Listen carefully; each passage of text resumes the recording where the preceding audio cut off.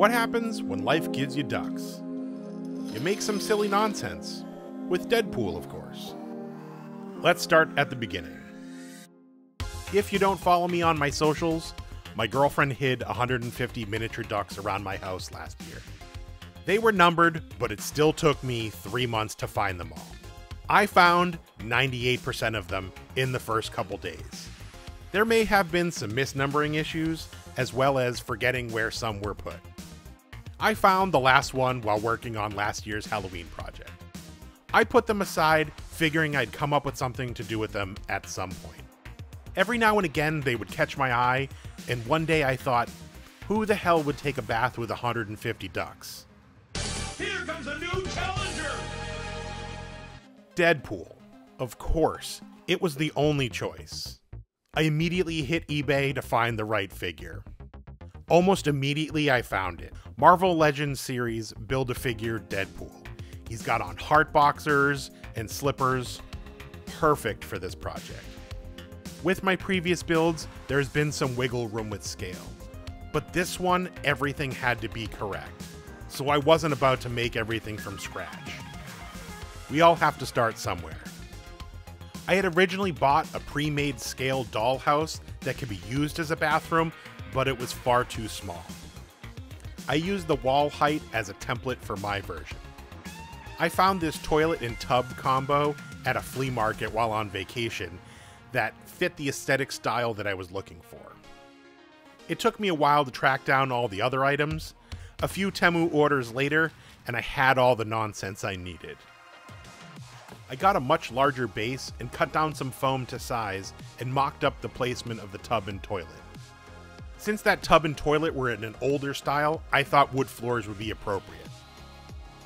I got out some wood stirrers and cut them down to 2-inch pieces. Tip of the day, if you value your sanity and the use of your hands after, use power tools to do something like this. Doing this manually was not fun. I even had to cut more later because I didn't make enough the first time. I also decided I wasn't going to glue the flooring directly to the base. I made a subfloor using some basswood that could be attached to the base once everything was painted. I was sharing some progress pictures with my girlfriend, and she came up with the idea that the bathtub should probably be up on a riser. I thought this was a pretty good idea, so I went with it. I cut some foam for the riser, and this would allow Deadpool to sit up a little higher and not get lost in all the chaos that was about to happen around him. I traced out where the riser would be on the subfloor and disassembled everything for painting. I mixed up some black paint and Mod Podge to seal up all the foam. Once everything was dry, I used some tacky glue to secure the riser in place. Now began the floor laying process. I think the final product was well worth it in the end. Just trying to keep those lines straight was an undertaking, because not all stirrers are cut equal.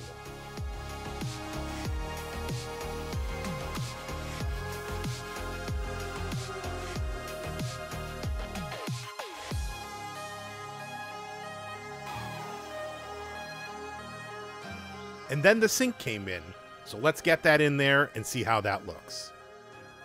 Deadpool approved. Now on to the walls and wallpaper. Yes, folks, we're putting up wallpaper like it's 1970, with a lot less hassle. These are peel and stick wallpaper sheets for dollhouses.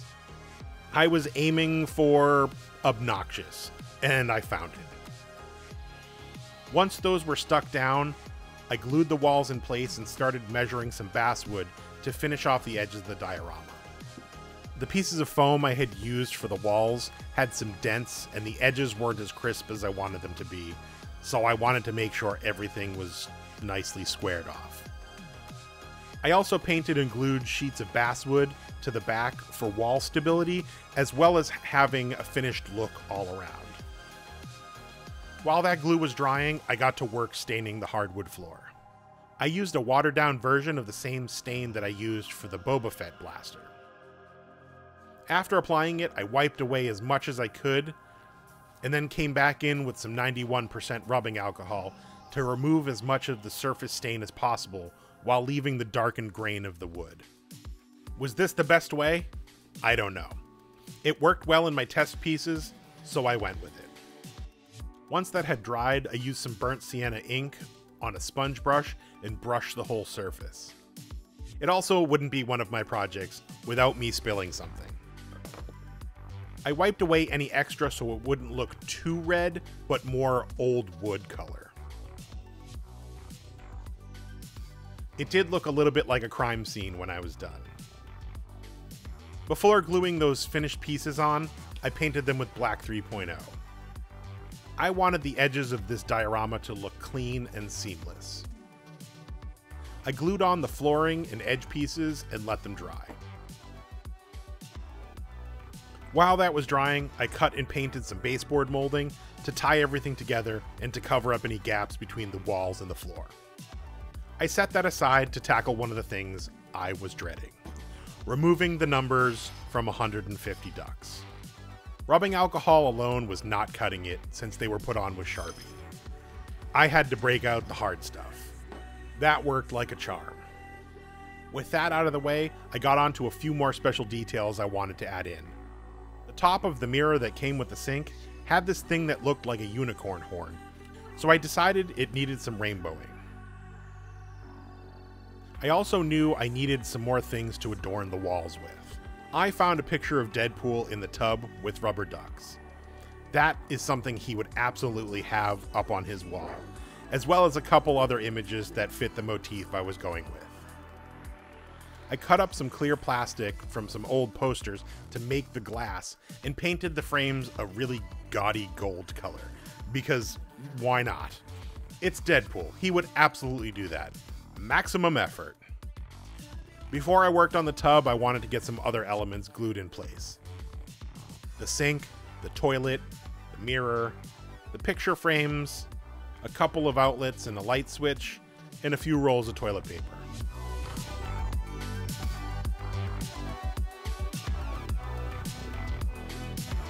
And then there was the matter of the tub, the last piece to this puzzle. I wanted the ducks to be floating on a layer of water, but I didn't want to lock the figure in the tub with a bunch of resin. So I traced out the outline of the tub, crumbled up some parchment paper, and used UV resin to make a thin layer that resembled water. After curing the resin, I peeled it off the parchment paper, and it had a really nice wavy texture, just like I was hoping. With some minor refinements with my rotary tool and a heat gun, it fit perfectly. I just needed to make a small pedestal to hold it in place. I used some styrene sheet and some tubing to make a pedestal, and some more UV resin to attach it to the water. With that complete, I was able to glue the tub in place and begin adding all the other things I got. The toaster being one of my favorites. Was he just trying to make toast in the tub? We'll never know. While making this diorama, I was able to see the Deadpool and Wolverine movie twice. As soon as I saw it, I knew this project needed a very special coffee mug. What I didn't realize was how hard it was going to be to paint tiny letters on a tiny mug. I found out how shaky my hands really are. Not my finest, but worth it. And what kind of a bath isn't accompanied by a nice pair of handcuffs? Finally, we have the ducks. So many ducks. I'll just let you enjoy this madness.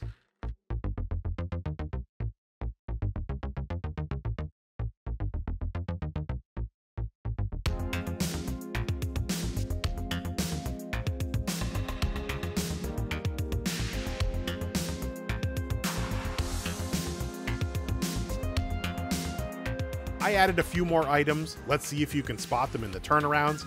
But before that, I had to add Wolverine. And with that, let's take it for a spin.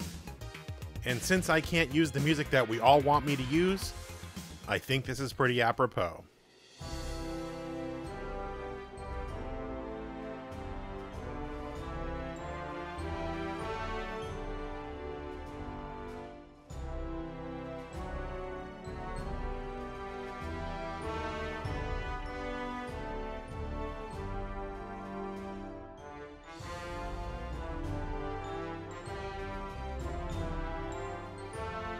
This project was so much fun to make.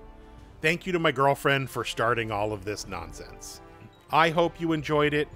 Make sure you like and subscribe if you haven't already, and I'll see you in the next one.